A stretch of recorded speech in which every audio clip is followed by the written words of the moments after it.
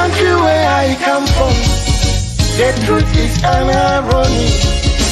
Just like animal farm, justice mean inequity. So who go say the truth?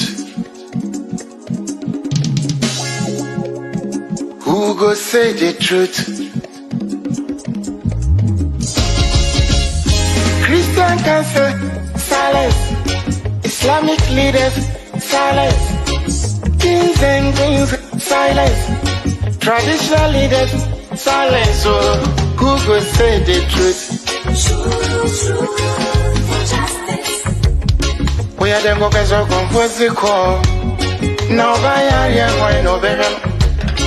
We are them go get so confused the call. One guy's out here why no better. Who go say the truth? Who go say the truth? Oh, he need it to see what I see so. Now your friend on a night come at them. Only papi obeka na sembia. So I want to bet you everybody was afraid.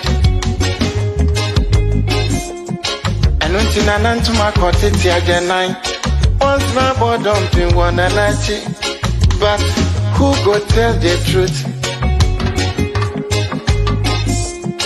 Nanai or say me, Nanso bien person beka wasam because everybody is afraid. Anya safwe muayini, akuku drofo nyina dalima. And see who go say the truth?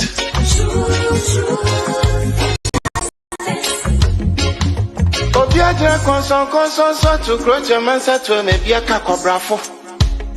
Efo anyina ye. Efo. Wa anyina ye. Na so ko trata down na so bi dia ba ko wa no keke. Afene fo be man mo pia fo efo e. Ne cross on my mo. Anya safwe muayini. Akuku drofo nyina dalima. And who go say the truth?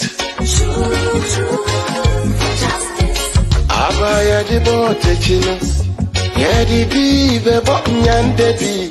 Kachisa would your mouth pipinuma. Would your mind never shine and frafonsa? But who go tell the truth? TUC, silence, even journalists, silence. So then who go say the truth? Right is right, wrong is wrong, no matter how you justify. You say you wanna get rid of corruption. Someone want to help you. Now the person become your target. Jobless no they mean senseless. Poverty no they mean useless. One day them go resist.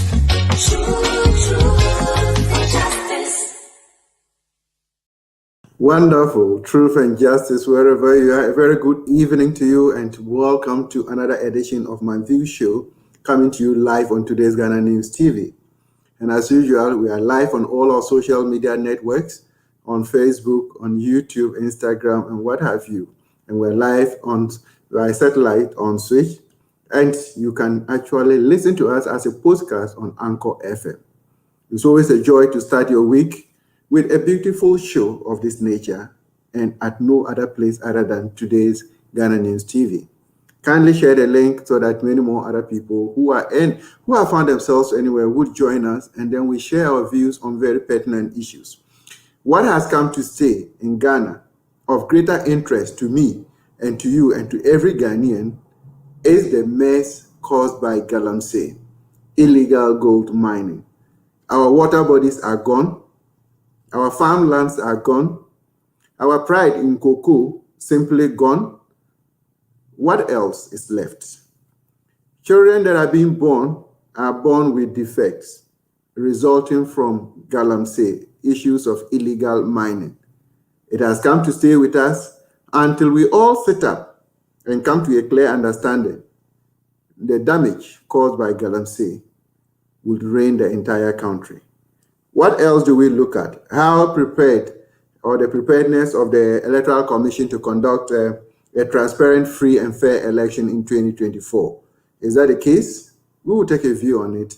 And above all, innocent citizens found themselves on the streets of Ghana to protest or to declare their displeasure about the damage caused by Galamsey. They were arrested. Was that arrest justifiable? Stay tuned. When we come back, I have an expert this evening who will join us and share his views on these pertinent issues. And we'll take your view as well. And together, we will move Ghana forward. Very good evening to you once again, and stay tuned.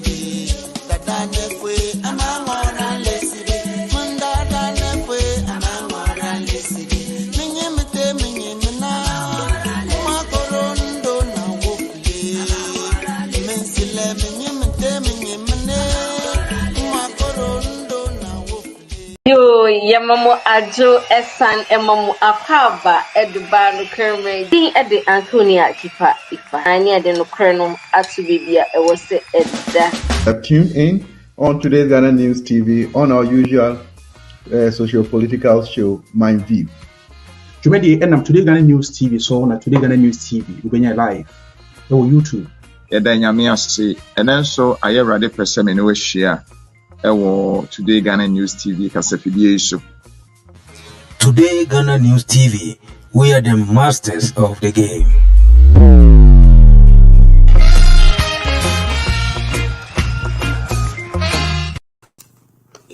Welcome back, and today we want to have a beautiful discussion on the Galamsey mess in our country and the preparedness of our Electoral Commission to conduct transparent, free and fair elections for the presidential and parliamentary elections in 2024. And to share his opinion on these pertinent issues, we have no other person but a security, intelligence, and governance expert who will be sharing his views with us. He is in the person of Dr. Michael Smart Abbey. I think this is a household name in Ghana currently, and we're very privileged to have him this evening to share his views on these pertinent issues. Dr. Abbey, you are most welcome. My pleasure to you all. Wonderful. We are very privileged to have you this evening because there are a lot of issues that are going on in Ghana, and people will be sharing their views, and we want to take your views on them. But then before we even get into it, you know, almost every day we hear these issues of security threats. Water is a security threat, human security threat, food security threat. And many more people will definitely want to find out what constitutes a security threat or a national security threat. Well, when we talk about security threats, are events that endangers the state. Any incident, any event that can undermine stability of any sovereign state is a security threat. And it becomes human security when it involves the livelihood of citizens. So issues about water reservation, forest reservation, poverty, hunger, and all these factors are human security threats, for which reason, when it comes to your doorstep, it is incumbent upon the government to make sure that these issues are resolved before it escalates to another state where it could go beyond resolution. And with that's where we throw the entire state into a situation of abyss, we call it. There, anything can happen because the citizens may intend to defend the constitution as enshrined in, for us in Ghana, 1992 constitution. So it is important for us to take note of certain predicaments in our country today. And as citizens, we have to speak to power, speak truth to power, to let our authorities know that some of these things can endanger human lives, for which reason it must be resolved.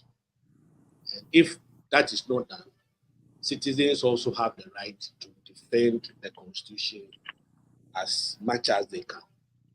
So I think the issue of Galamsey, whatever topic we are going to discuss today, the issue of EC, the issue of the arrest of protesters and the judiciaries are all, they are part of the embodiment that guarantees peace and stability of any country. So if these circumstances are not put together, it can turn into a different state of abyss. And I believe if the government is a listening government, they should know that the political temperature in Ghana is very high. Stakes are high. So citizens have a responsibility to defend the constitution, and then the state also have the responsibility to make sure that everything is done in a proper manner, so that the security of the state will not be shaken.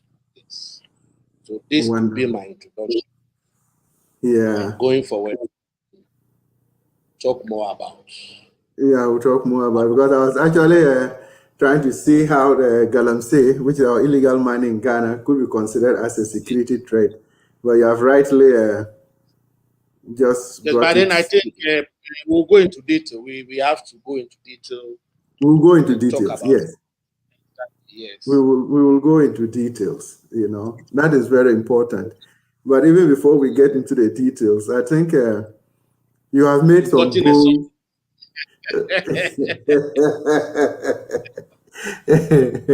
Well, you have even made some bold declarations that I think we have to look at it. Yeah?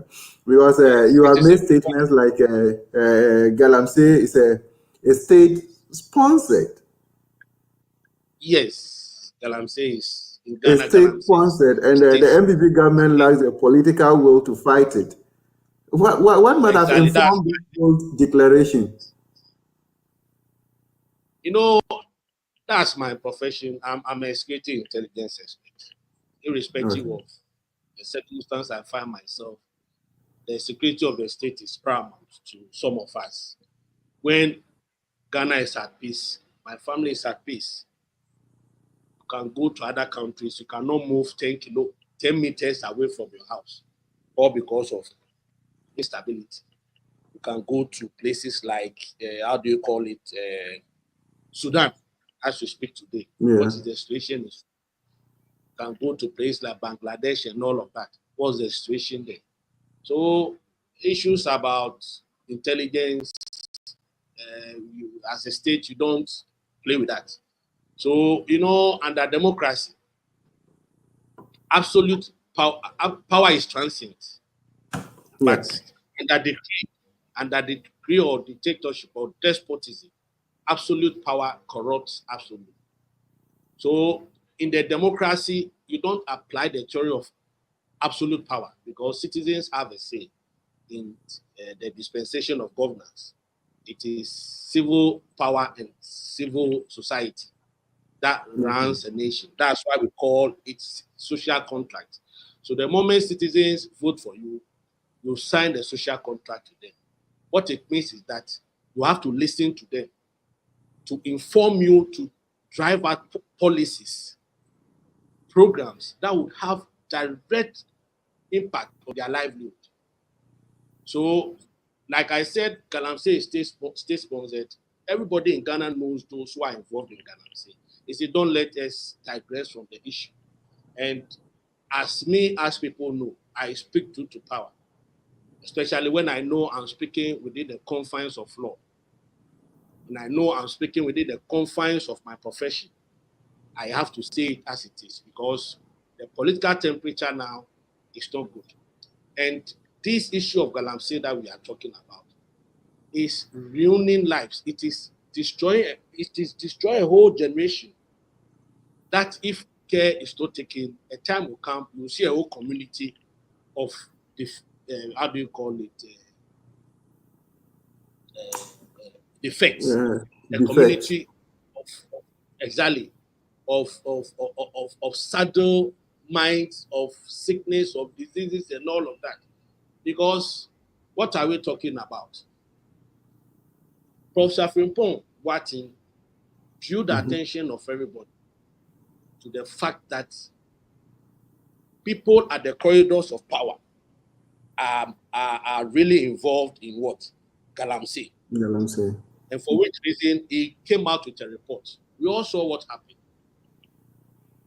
to the man, how they chased him here and there, even at a point he had to go and report himself at special prosecutor's office. When the Galamsey mantra started, the president assured us that he's going to put his job on the line to fight it to the core. Every Ghanaian applauded him for that. We all saw the sense in the establishment of the Operation Vanguard. We all saw the sense in it. At a point in time, about 500 excavators were seized. As we speak now, where are the 500 excavators? The issue of the Akunta mining came up, if you can remember. Yes. The president is on tape today as we speak. The president is on tape telling the whole Ghana that Akunta mining is not involved in illegal mining or Galamsey. Little did we know that they are even at the forefront of these activities. These activities are well orchestrated by the new patriotic government stewards, and we know them. You cannot talk about Galamsey without talking about Chairman Wuntu. Everybody knows about that. It's a fact. We cannot talk about Galamsey without talking about Ekoewusi. It's a fact. Mreku Duka, who has even been rewarded with a deputy ministerial post, if I may be right. Yes. Yeah, you're right. For a Galamsey ring cartel leader. And he is the campaign manager of miners for Baumia. That one is on record. That is also on record. So when I'm saying that Galamsey is state sponsored, you can understand why I'm saying that. And this element, even in the discourse, where now people are now come to terms that where things have gotten to, let's ban the activities, let's find a way of declaring state of emergency so that we go to these sites and all over and all over. See the kind of statement they are making. So you see, prioritizing human life, prioritizing illegality, like Galamsey, over human life, tells you the kind of people who are leading us. Because this mercury thing that we are talking about, because this water thing that we are talking about, all our water bodies are polluted, with the exception of the Volta River. And me and you can attest to the fact that Volta River is not polluted because there is no Galamsey going on there. Yeah. Even recently in Accra, the Densu River that serves the entire capital is even at a danger of what? Also joining the pool of rivers that has also been contaminated with Galamsey activities. So if you promise Ghanaians that you are going to put your job on the line, and at the end of the day, it was found out that your party still was, because there's been a statement like Party Nunyaska and all of that. Okay. These things have come to pass. They were caught on tape saying that. So the idea of engaging in Galamsey is for one thing, just to find money and finance the party. That's why their party still are involved. And these galamsey activities has endangered the activities of the small-scale miners. Because you see, let's take it at a double level. Yes, you see, there is this small-scale mining too. And with the small-scale miners, they are granted licenses to go and mine at specific places. But what happened was that people were now going for the license and then they were using it for galamsey. That is the difference. But there are genuine small-scale miners who are also not mining in water bodies, who are also not mining in forest reserves, but they are doing their work peacefully.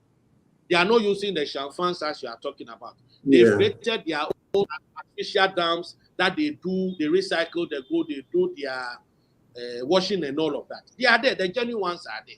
So if we are calling for total ban, I think we will not be fair to the genuine ones who are doing genuine mining and are not destroying our environment. And that's why I seek for a two-state solution. That yes, it is important to revoke the license of the hairline, to revoke the hairline. That gives warrant for people to mine in water bodies, forest reserves. Yes. So for that one, it is non-negotiable. However, in a state of emergency, let's bring all the activities to a halt, being it small scale or galamsey. Let's bring it to a halt now, because this is a state of emergency. The issue has created a polarized society today. As we are speaking now, Ghana Waterways is telling Ghanaians that by 2030, Ghana may be importing water. We are only in 2024. So 6 years down the line, Ghana will be importing water. That's what they are telling us. So this is the extent to which our water bodies have been damaged. So for now, let us halt these activities, devise a new legislative instrument, LI, to now regulate the entire industry. So what it means is that now you'll be able to know those who got the licenses to mine as small-scale miners, and then they happen to now go to the forest reserves and the water bodies to go and do galamsey. You get to know them. So all those people, so it's like you are sieving the shafts from the corn. So now the airline will also come out to say that, okay, look, we are granting you this license, but that if we see any illegality on your part, these are the consequences. There should be punitive punishment. There should be a regulation, a law backed by the criminal code to say that if you are granted mining license and you go and do galamsey, this is the capital punishment that you will face, and then your license will also be revoked. So the industry has to be regulated, whether we like it or not. And it is important to note that why is there galamsey, and why has the galamsey activity gone up? Gone so high. That's exactly. It's about unemployment. It is about youth unemployment. Many of these guys, I know some of them are moving from Accra, Odoko, Kaneshi areas, and they are going to the mining sites to work. As we speak now, we are at a crossroad. Why am I saying that? Because many of these galamseyers carry sophisticated weapons. If you go to the galamsey site, they have sophisticated weapons that can endanger the lives of, people living in society in general. So this is the two-way sword. So in the circumstance, it is because of unemployment they find themselves there. So there should be an exit plan for them. Yes, we are calling for the seizure of a galamsey activity. It means that all these people would have to leave the galamsey site. How do we integrate them into society? Because they must, exactly, their livelihood also matters. So after this process, if the president had declared state of emergency, it will shape the fight to target specific areas and flag them out. But then when you do that, how do you integrate these people into society? And that's why there must be a weapon amnesty.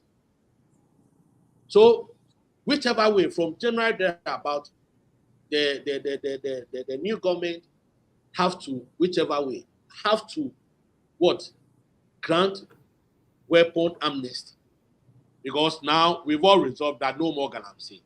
So these galamseyers who are carrying sophisticated weapons in the mining areas and all of that, they are coming home with their weapons. Nobody is going to say that, okay, I'm leaving the galamsey side, so I'm dropping my weapon. The weapon. They will bring the weapon. If you are not careful, and you remember what was happening, you know, when the Operation Vanguard started. Vanguard, yeah. Exactly, when it started. Around that time, the rate of armed robbery became a bit higher. It was escalating. Exactly.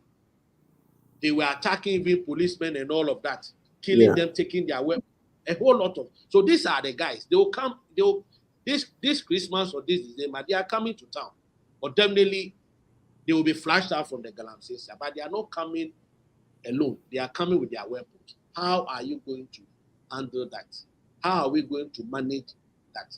So there should be weapon amnesty, and then we should find a collective means to what? Integrate these people into society.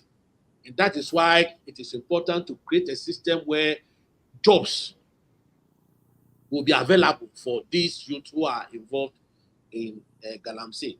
So, yes, we blame them for the harm they have caused to society and our environment. But sometimes when we are solving problems, you tackle it from the source. Why are people involved in galamsey? Why is the youth involved in galamsey? Because they have no jobs. There are no jobs. There are no jobs. Yes. That is very true. But yes. Nadabe, the president and the current government started with Operation Vanguard, then they moved to another set of whatever it is, then they came to the interministerial committee and all that. What would have contributed to the failure of all these committees?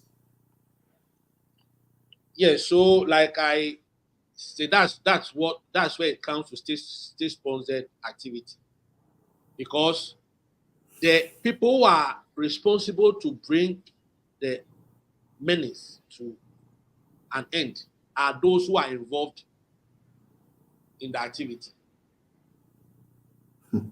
So, like I'm saying, if we are to go by Professor Frimpong Boateng's report, to some extent, there was this allegation that even on the Obuasi district, they found a mining site that they were told it belongs to the vice president. Yes, there's this allegation that came out. It was all over the place, and today the vice president has denied that. There was this allegation that even at the backyard of the president, Nana Akufo-Addo's backyard at Chebi, galamsey activity was going on there. And it took the minister, Professor Frimpong Boateng, he said it, to go and stop it. So if you have these people involved in galamsey and they are controlling this galamsey site, what do you expect the soldiers and the police to do? And that is why I was very furious when the police arbitrarily arrested some of these protesters. Because if you have a well-defined, rehearsed police system in Ghana, it is the police who should be arresting these galamseys all this while, to make sure that they are prosecuted and sent to jail. If the police had fought galamsey the way they're supposed to do, would these protesters hit the street to say they are going to protest for what happened to happen? So the same as the police to fight to fight and arrest the protesters. If they were to do that at the galamsey site, wouldn't Ghana be a better place to? Oh, definitely. So definitely. the police itself is becoming a laughing stock, and I'm very surprised. And I mean, it's very shameful to have a doctor, a PhD holder leading an institution like this who doesn't know what is right and what is wrong. Because the moment you target your how do you call it, your operations on those who are protesting against galamsey, then we've lost the fight. It doesn't matter how we'll get there. Yes, I get at the but then this particular issue, I want us to address it to the court, because you see, if you are not careful, you can't fight people's power. We've read all the doctrines of leadership, we've read all the theories of governance and all of that. And from my position, what I read back in school as a political science student, nobody, even no weapon, can fight people's power. And give you examples upon examples: the Cuban Revolution, the Russian Revolution, the French Revolution. In Africa, we saw what happened to Samuel Kenyondo. We saw what happened to Ali Bongo and all of that. Make noise, and all of that. You can't fight people's power. So they shouldn't think that they have the security behind it. That's why I said power is transient, and that democracy, power is transient. And if you are running a police state, it is very dangerous, because when the people hit the street, you can never stop them. You will kill some of them, but you cannot kill all of them. They will overpower you. So when you look at the political temperature, you use that to devise your strategy to handle some of these things. But you don't wait when the political temperature is high. At the time these protesters were arrested, there was this electoral commission issue at hand, where stakes are high. And you can see the posture of the opposition party to defend the constitution at all costs. So you look at the political temperature, and then you massage it in order not to create tension and in order not to create a polarized society, which he has done now. So now the IGP and the Dampare has succeeded in creating a polarized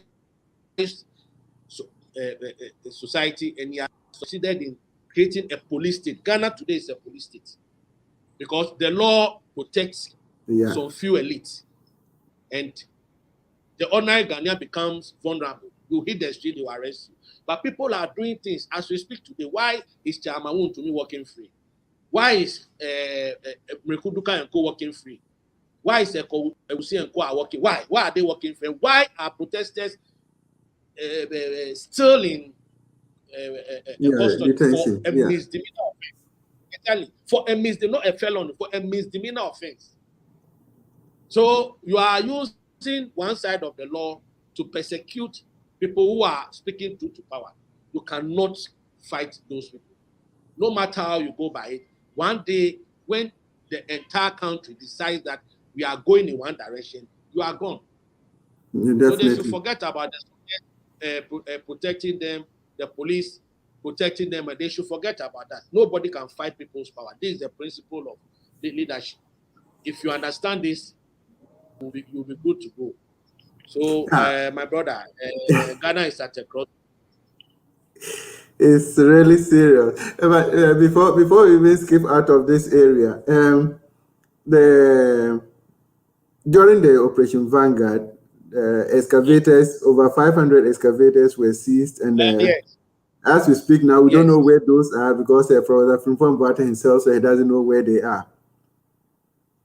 The suspicion is that they seized those excavators from some small-scale miners and gave it to their people to go and mine at Galamsey sites. That is the allegation. That is the suspicion all over the place. So unless they produce the 500 excavators, we will change our narrative. Do you know that it is also alleged that $3 million drones were procured? Yes. To fight Galamsey. To fight Galamsey. Yes. They are nowhere to be found as we speak. So causing financial loss to the state is also an issue to answer someday. But right now there is another military detachment fighting Galamsey, because over the week and the past 1 week we have seen photographs where excavators have been burnt in the bushes, and people are crying that so is what is it? Is it a polling station executive or a ward executive, and they are falling into the trap of the NDC and all that? Should the burning of these excavators be the way out? Well, you see, in a lawful state, in a lawful state where the laws are effective. Then necessarily, why do you have to pay? You can seize them. Yeah. And when you seize them, it becomes a property of the state. Of the state. Exactly, it becomes a property of the state. And there are a lot of excavatory works within the confines of our state that we will need excavators, that we don't need to procure, that we could use those excavators to do those jobs. Yes. Yeah. Especially building, high-rising building, you do excavation and all of that, roads and all of that. So, to me, burning them does not mean anything. Does not mean you are fighting it. What you have to fight is to stop the people from engaging in that activity. And you take their weapon, whatever, their machines and excavators, you seize them. Yes, and that was why the 500 excavators were not bent. That's why they were not bent. That's why they were seized. I believe they read meaning into it. Okay. But they are burning them now because if they should go and pack it somewhere, they don't trust this government to call. So what they're doing is that they see it and then they burn it so that like we are all losers. But they will not go and fight such a fight in the hinterlands, bring the excavators for people to sneak out behind the scene, go for them and then use them for their ulterior motive. But even as that now, so can we just conclude that what the government is doing now is just a face-saving event, because they have sent the military back into the fight against Galamsey? The outcome of everything is better than it beginning. So they have begun it. Like we said, we saw of Operation Vanguard. We saw other military detachment and security networks that have gone to this site. And there were, at the point, there was allegations that even the security men that were sent there to protect lives and livelihood of people, some of them even had to join them. They were compromised. So they go there and they benefit from the activity that the people carry out there. And that is why people are calling for state of what? Emergency. You see, when we talk about state of emergency, it doesn't necessarily mean that you deploy military alone. This particular activity is causing health hazard to the livelihood of people. In the next 10, 20 years to come, you'll see the effects. Okay. You'll see the effect of Galamsey. We are not really seeing it now. But because you know how cancerous chemicals grow. Exactly. Sometimes before it will hit you, it has taken about 20 years. 20 years. You'll see population dwindling in those Galamsey communities. And you ask why. Yes, you will now see people we are seeing them do, but the figures will rise. You will see people with cancer, kidney diseases, glaucoma, and all manner of bilharzia. You see all manner of sicknesses that is leading people towards death. And we seem not to be interested in bringing the menace to an end, but we are rather worried about what the state will lose. Some people have argued what comes out of our GDP growth, how mining contributes to our GDP growth and all of that. So at this point, when we are talking about human lives, people are talking about GDP. If your economy is good, if your economy blossom, you are going to take care of people.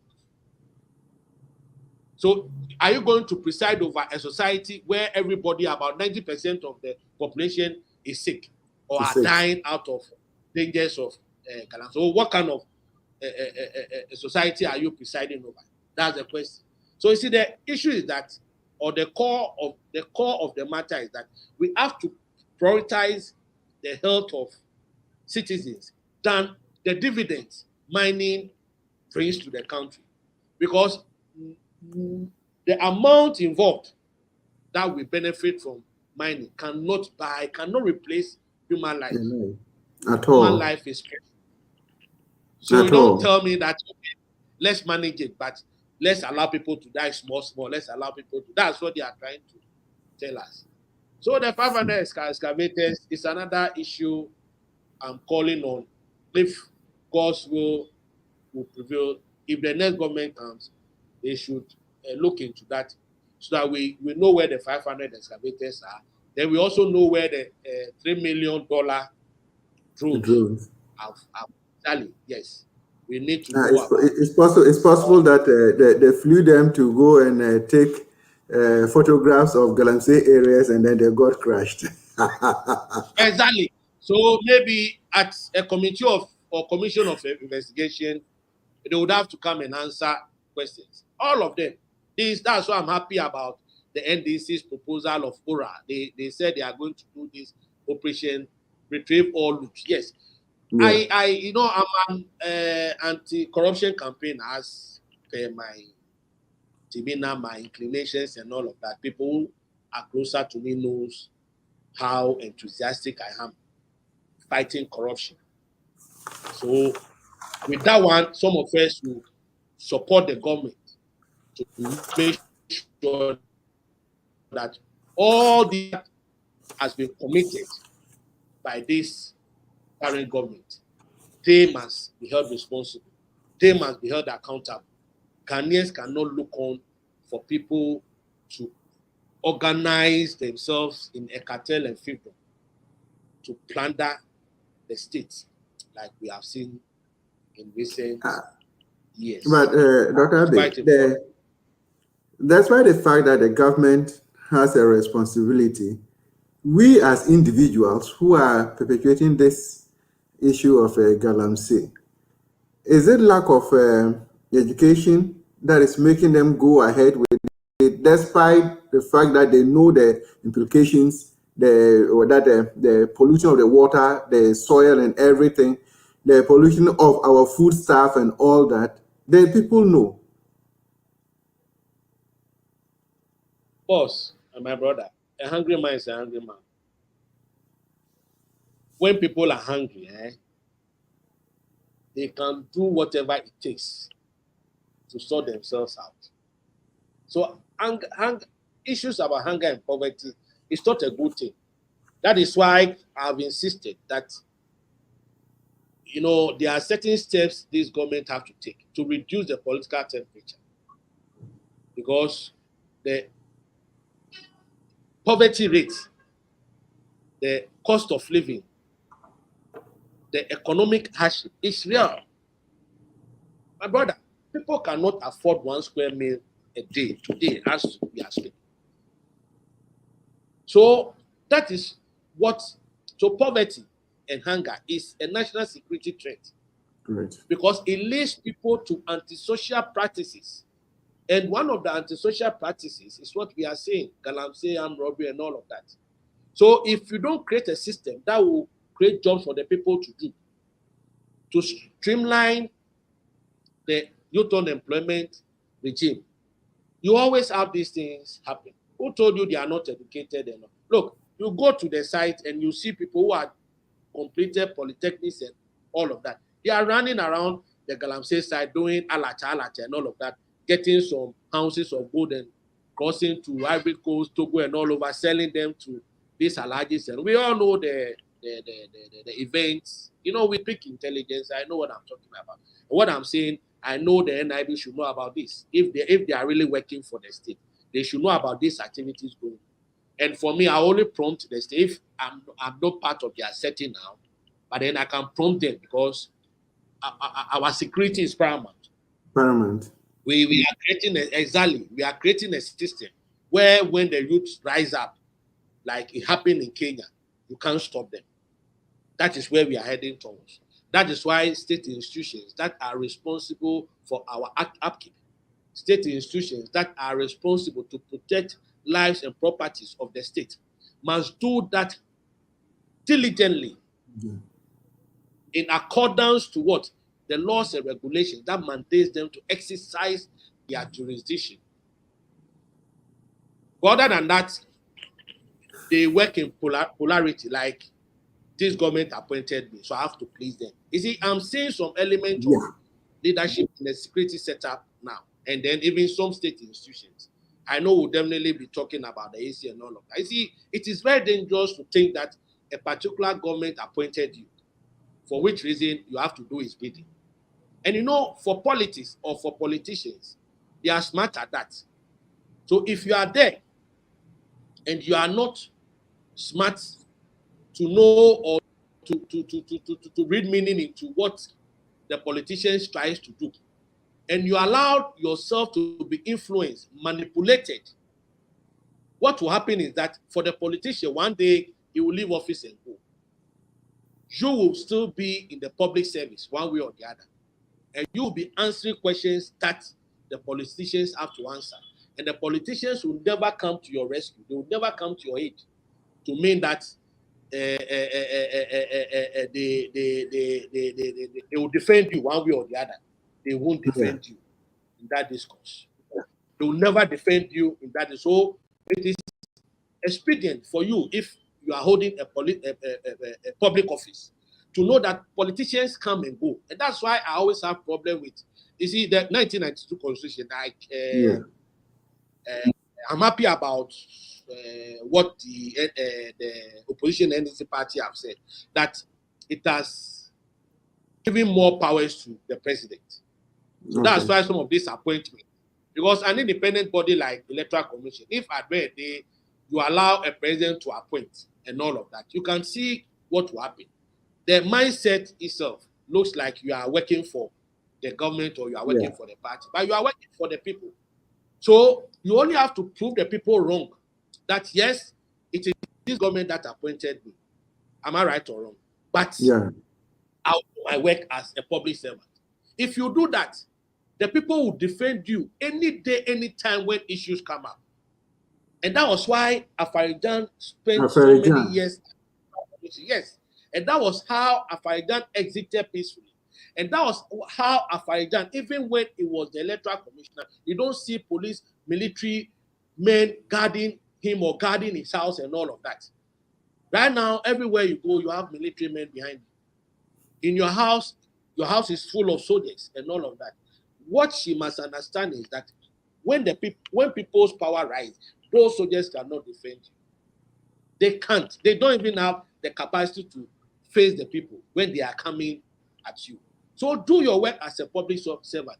See, let me give one example. You know, Afarijan was appointed by Rawlings. And this time in 19, Rawlings appointed Afarijan.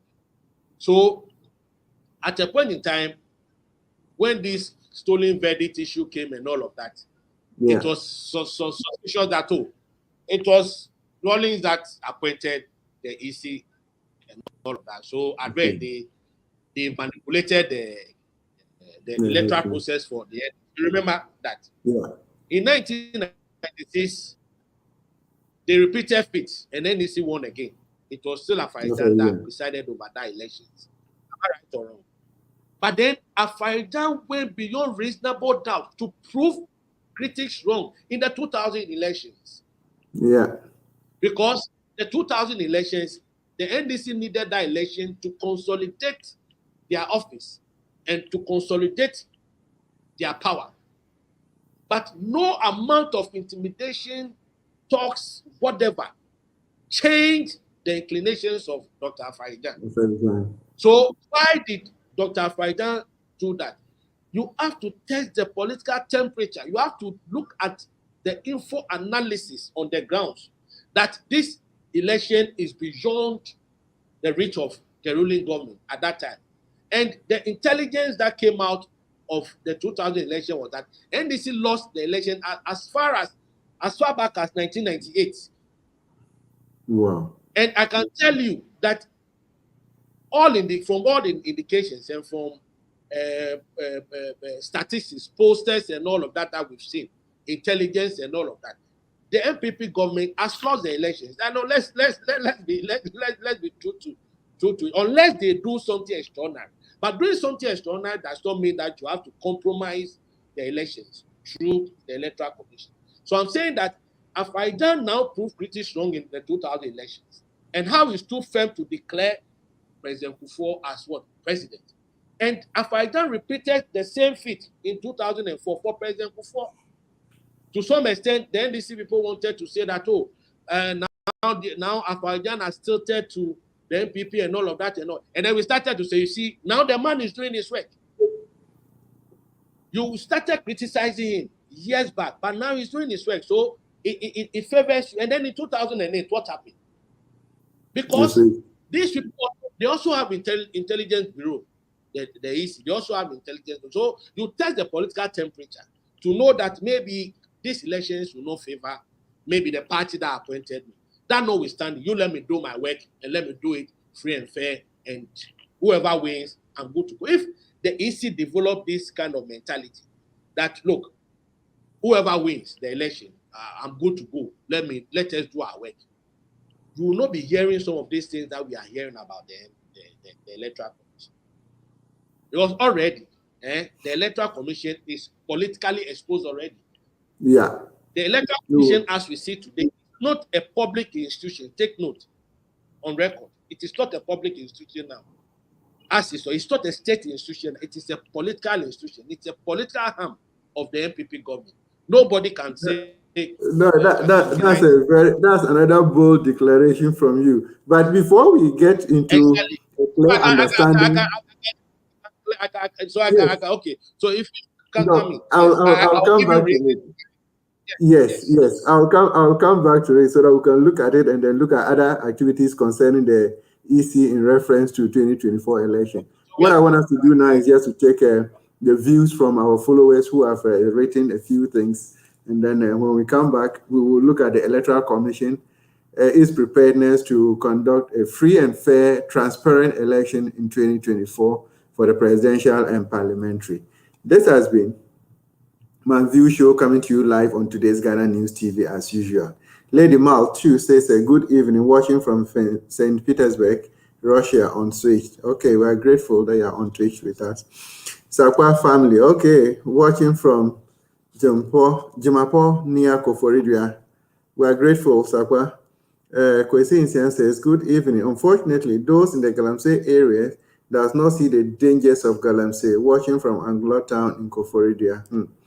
That is a big problem, but we will overcome that. Frimpom says, state-sponsored Galamsey, this is serious. God will deliver Ghana from the hands of the evil. We pray so. We definitely need to go out of it. Jaframa TV, watching from Rabra in Oti region. Thank you for the collaboration.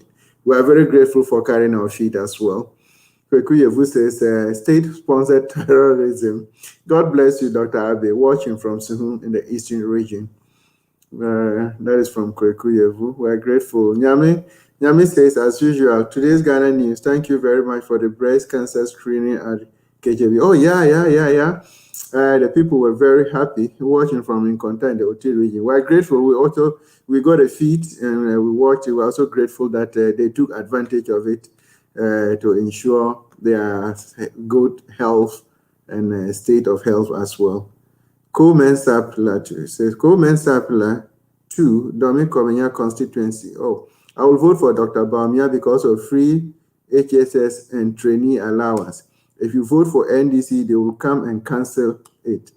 Let me tell you, special greetings to lawyer Mike Okoye Jr., PC for Domi Kobinya constituency, Honorable Robert Lamte, aka Okunko, PC for Madina constituency by Co Mensapla 2. Oh, Co Mensa, we are very grateful for your show and your great support for your party. We wish you the very best. Asampa she says, good evening, watching and listening from Achimhimai. We're grateful, Asampa, that you are part of it this evening. Nanata Fremu, as usual, from Tatali. Good evening and greetings from Tatali Northern region and Sakina Information Center listeners. We're grateful that Sakina, you also feel carrying our feet for our people. Continue to do that. And wherever you are, if you are watching us on YouTube, Facebook, and what have you, just subscribe to it and always be part and parcel of the show. Kingpin says, very deep conversation. Greetings from Paris, France. Bob, we're grateful. Mavis Watson, oh yes, power rarely belongs to the people, but it seems the youth of Ghana are timid. They are not timid.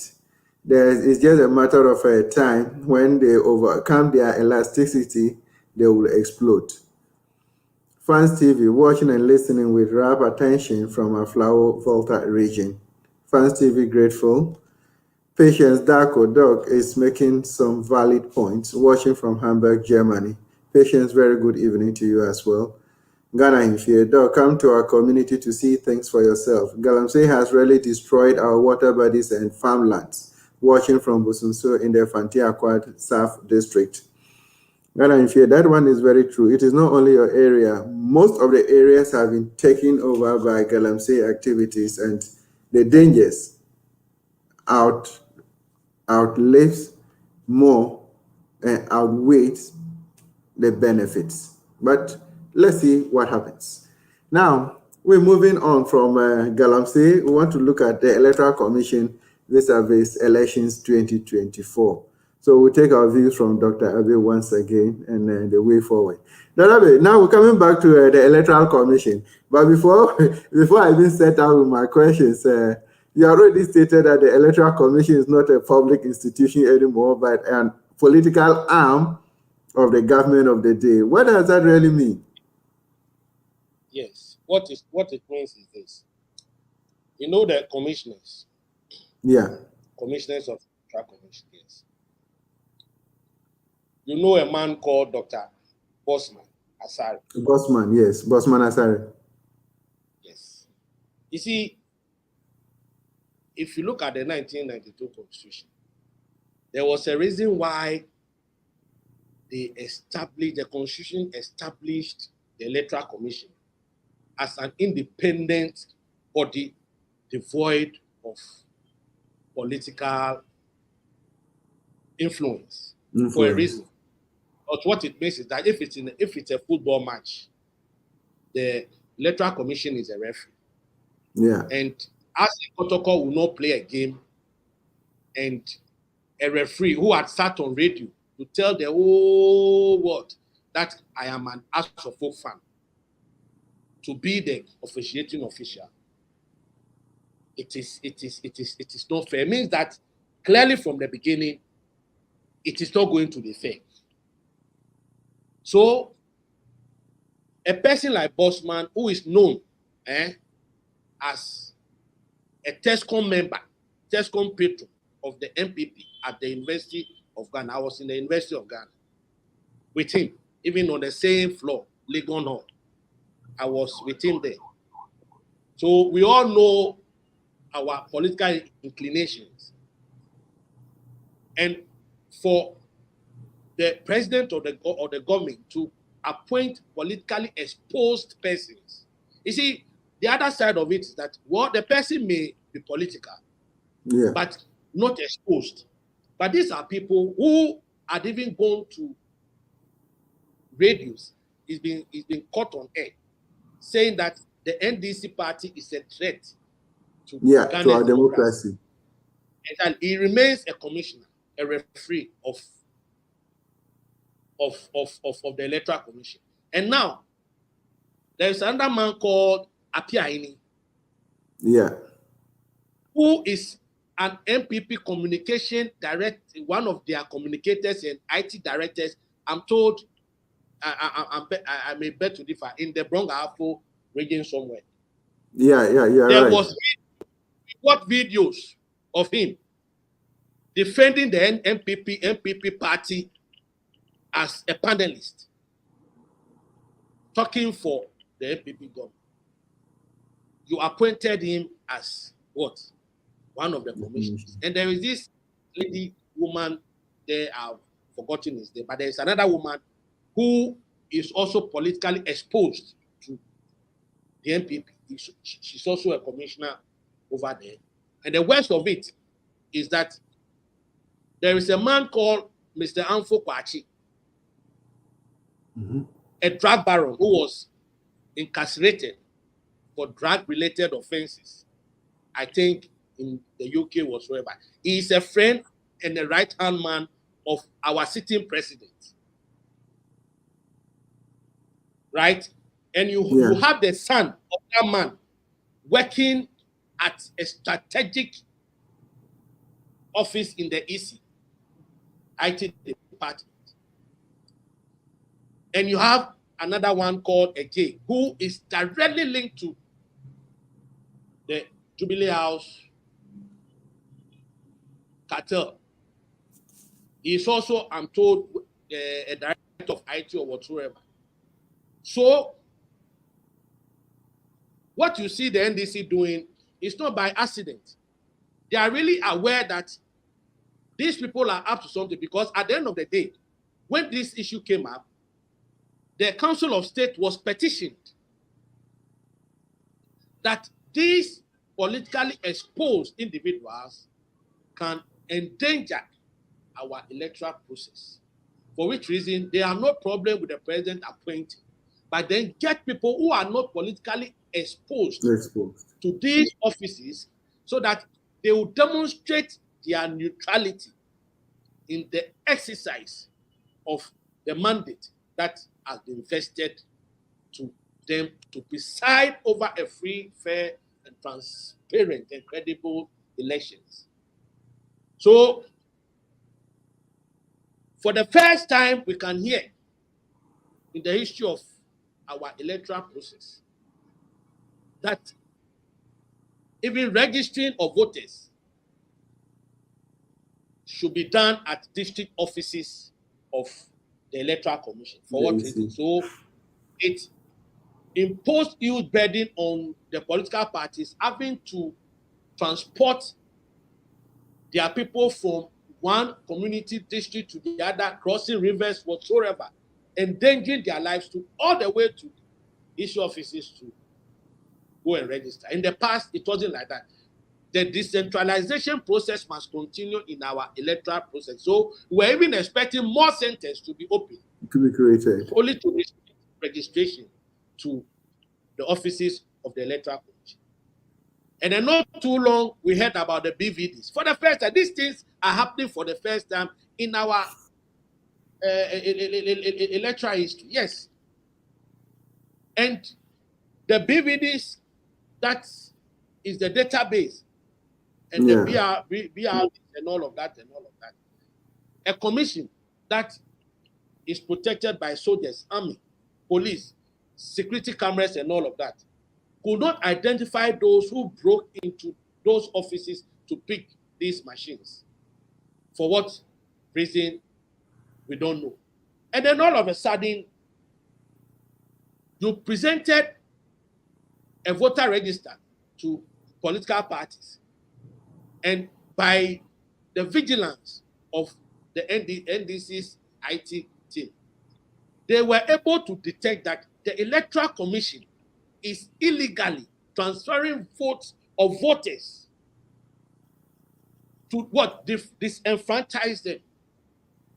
And these activities did not happen in what? MPP strongholds, but it is happening in NDC strongholds.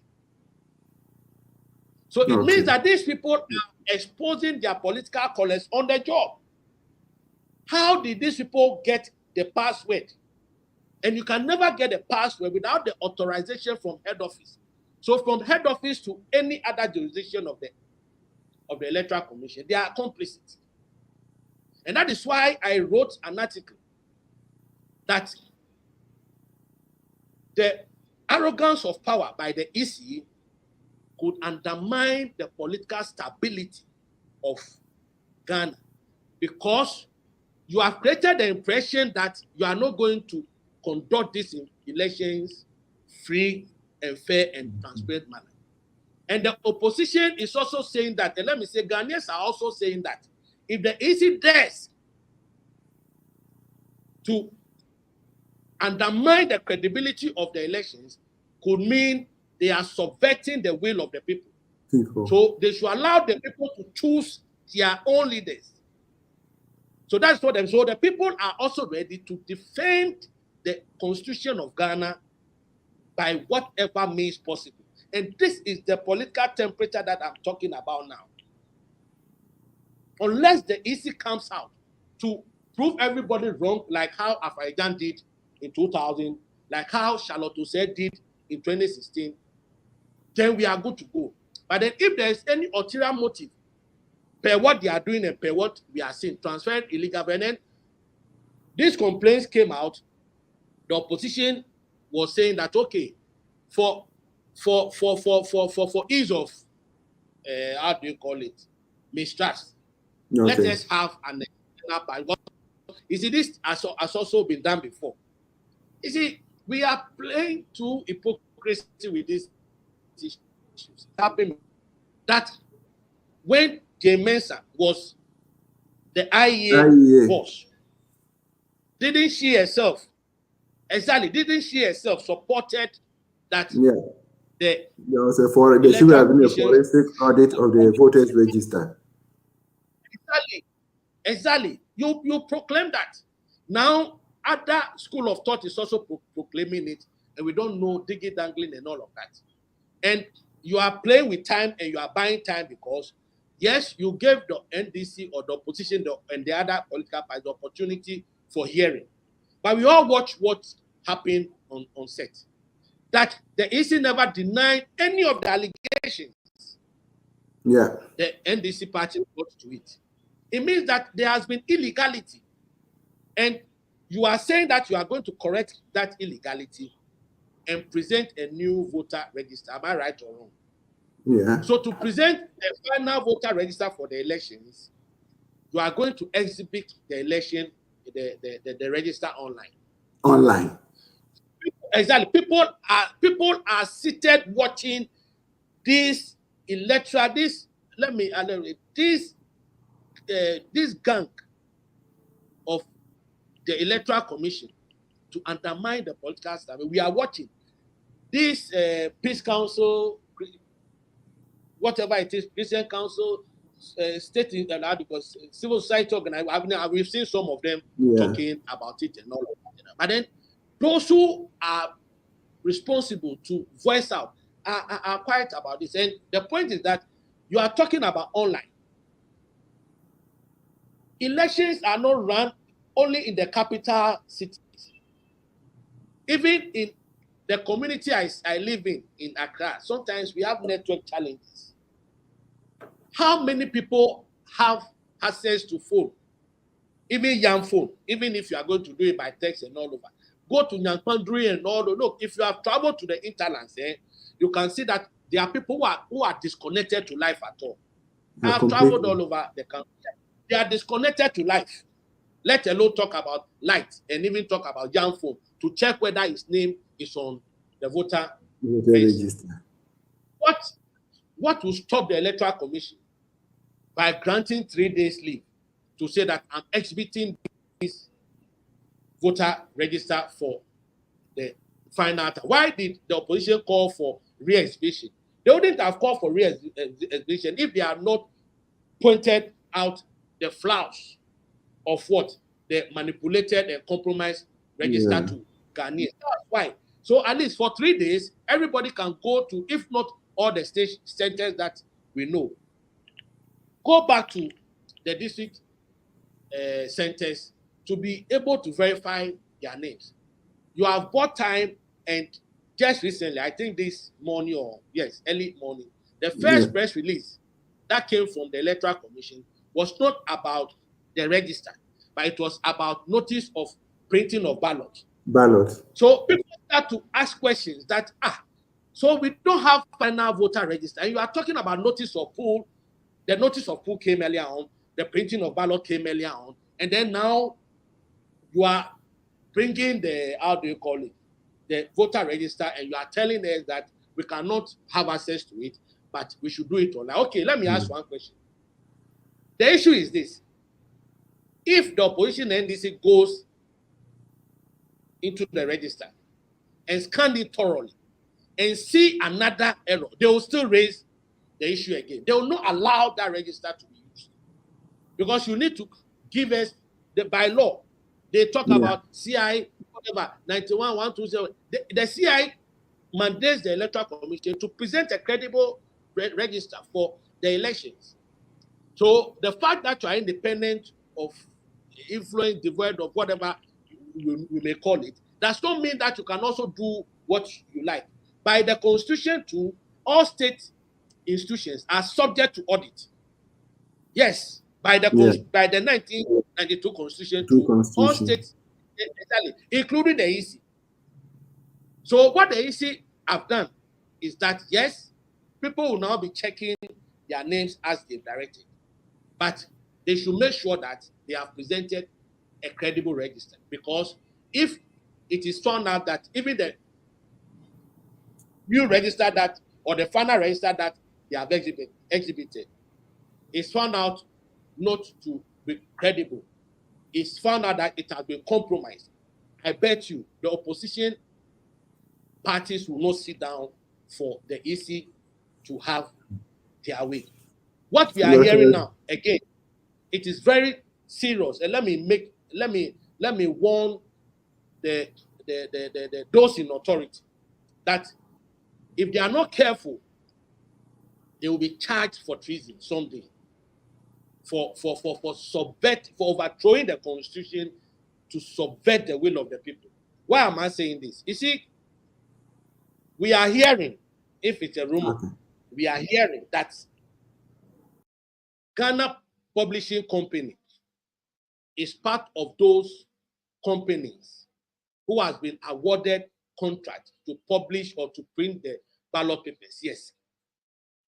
After all, to me, what is wrong with a state institution like Ghana Publishing Company that can also generate revenue out of that exercise for the state?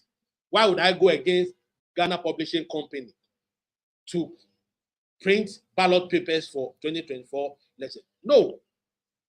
But what we are saying here is that the Director General of the Ghana Publishing Company is a politically exposed person of the new patriotic government, David Asante, or they call him Mr. Asante. Yes, he's a parliamentary candidate. The Director General of the Ghana Publishing Service is also a parliamentary candidate. Is a parliamentary candidate contesting elections at the Eastern region, and he is going to preside over the printing of what ballots that will be used for. This is affront to democratic principle of what? Rule of law. This is how you attempt to subvert the will of the people. And I think if we allow this thing to sleep, the volcano will erupt, because this man must resign, or maybe he must resign. We cannot allow Ghanaians to not sit down to allow Ghana Publishing Company to print ballots for this year's elections. No way. When the Director General of Ghana Publishing Company is also contesting parliamentary seat in the Eastern region against the other opposition parties, what are you telling us? What are you trying to tell Ghana? Because the law says that the Electoral Commission is an independent. But this is very shameful. This is very shameful. And I'm very disappointed in Jemensa and Dr. Bosman, because in their respective offices prior to their appointment to the EC, this is not what they were doing. Bosman was at the political science department of the University of Ghana. He has tutored a lot of people. His inclinations about political events and politics, it's super. You can't take it from me. But look at how you've been turned like a stooge. They ask you to go and talk, and you come and talk to Ghanaians as if we've lost our conscience. But there are voices of conscience in this country, and that is what I'm trying to do. So the fact of the matter is that the Electoral Commission is not a state institution. It is a political institution, the political arm of the MPP government.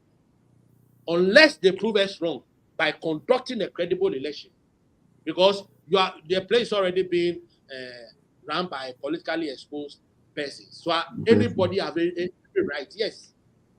Once I know who is Apiaini, once I know who Dr. Bosman, and even Jemensa, we know the husband.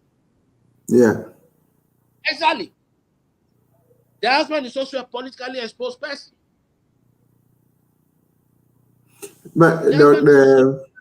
Abe, let me get a clarification here. I had wanted to ask the importance of the these people on the president. The one that the NDC petitioned during the over the politically exposed people on the EC, the Council of State. The Council of State. And the Council of State said they are good to go. They can hold their positions at the EC. And you see, that's why I say that as for the Council of State, I would advise any government to scrap it. It doesn't make sense. It's of no use. Do you think if the Council of State have the country at heart? These are retirees, people who have spent their time, their public service life and all of that, and they are packed there. So what they need is tea and coffee, biscuit and all of that. That's what they do. What work do they do for Ghana? Do you think if the Council of State have Ghana at heart, they will look at, so the problem came from the Council of State. Yeah. Exactly. Yeah. Because this is a clear case. And you see, why people would believe that the EC has been compromised is the fact that this IT department, or they have lot of the department, that is where the problem is coming from. That is where the manipulation is coming from. That is where the illegality is coming from. Transferring votes of voters without their consent. So they tested the waters so that if nobody sees through that, on the day of elections, you'll go to the polling center. They will do more. You'll be told the name is not on the voter this is. I think my producer will have to rearrange because time wouldn't allow us to actually finish everything. But going up to the 2024 elections, I think we need more exposure on the dangers that are associated with it, to draw the attention of the people who are in power to ensure that we have a free and fair and a peaceful election, and then Ghana will remain as one piece. Yes. I think the last part, you talked a bit about it, but before we draw the curtains down, the issue of this online exhibition, is it not a recipe for disaster? Because one, how many people are able to even have access to internet, let alone my auntie, my grandfather, who are in the village, they don't even know how to handle a phone. How do they check? So that is why I keep saying that the Electoral Commission is on the verge, and this is a free advice and free intelligence I'm giving. God, this is my profession.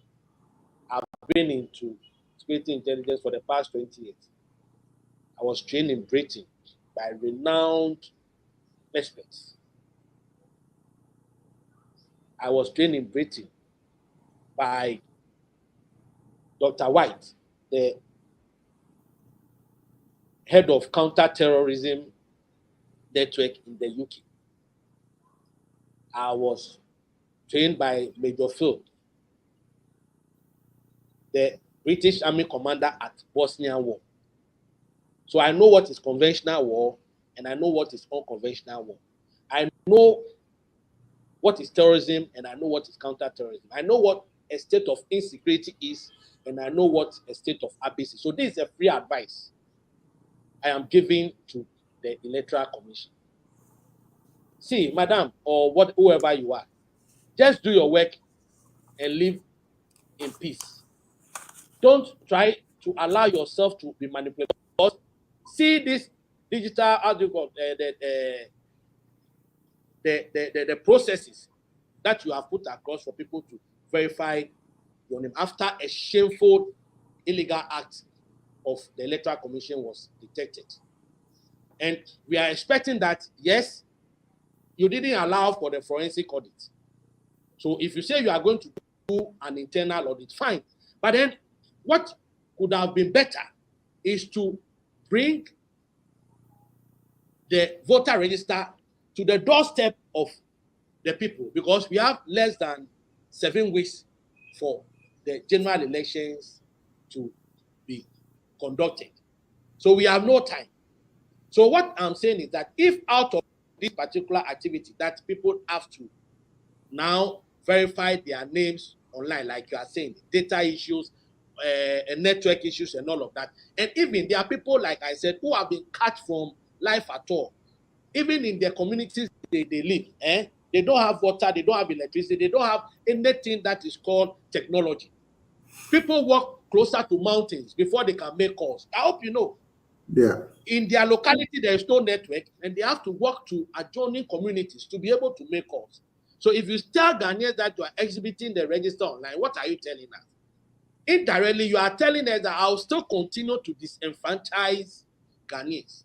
And I'm telling the EC that any attempt to overthrow the constitution, to subvert the will of the people to choose their own leaders, amounts to treason felony. And I am saying this so that if anything happens, if any conflict erupts out of the actions and inactions of the EC, J. Mensah and Francis Bosman should be charged for treason. Yes, because what they are doing is more or less to subvert the will of the people. And under the 1992 Constitution, voting is a fundamental human right of citizens of sound mind who is above 18 years, who is 18 years and above. You can know these are civil liberties. These are civil rights. So you cannot violate the right of citizens by trying to what? Disenfranchise them. So when you do that, I am saying that there is no way the people of this country will allow that to happen. The only option the EC has is to conduct free, fair, transparent elections by means of what? A credible register. This position is non-negotiable. So that when they do otherwise than what I've said today, Ghanaians and the voices of conscience will rise up to defend the constitution. Yes, it is the we are all under. Nobody is above the law. So if you want to disenfranchise me not to vote, I will defend my right to vote. And you can see the state of abyss that I'm talking about. I've been in this profession, and this is the intelligence I have on the ground. And I know the National Bureau of they also have this information. I'm telling you. The only thing that will guarantee the peace and tranquility of this country, the only thing that will guarantee the how do you call it, the political stability and the territorial integrity of Ghana is a free, fair, and transparent elections. Wonderful. Free, transparent elections. This is non-negotiable. Wonderful. Thank you very much, Dr. Smart Abe. It's been great having you. I know we need more time, but we'll have to rearrange and come again. And then we can look at the other processes again, the run up to the 2024 election, after the EC has finished with their exhibition and all that. We are very grateful, and I hope that all those who are hearing us, those in authority, will take this free advice from you to ensure that we have a free, fair, and transparent election so that the country will grow from strength to strength and rather than deteriorating. Thank you very much once again. And Sure. To our viewers out there, this has been MyView Show live on today's Ghana News TV. It's been very wonderful having Dr. Smart Abe looking at the Electoral Commission and its preparedness for conducting free and fair election 2024. We also looked at our issues of Galamsey, the impact and the dangers associated with it, and the will of the government to fight it or not to fight it. But you have a role to play. Do not sleep. Do not stay behind as a result of the arrest that has been made over those who went to register their displeasure. Whether you are part of it or not, the effect and the impact of Galamsey will come after you. Until we come your way next week, take good care of yourself, and Jehovah bless all of us. Good evening. The country where I come from, the truth is an irony. just like animal farm. Justice mean inequity. So who go say the truth? Who go say the truth? Christian can say silence. Islamic leaders silence. Things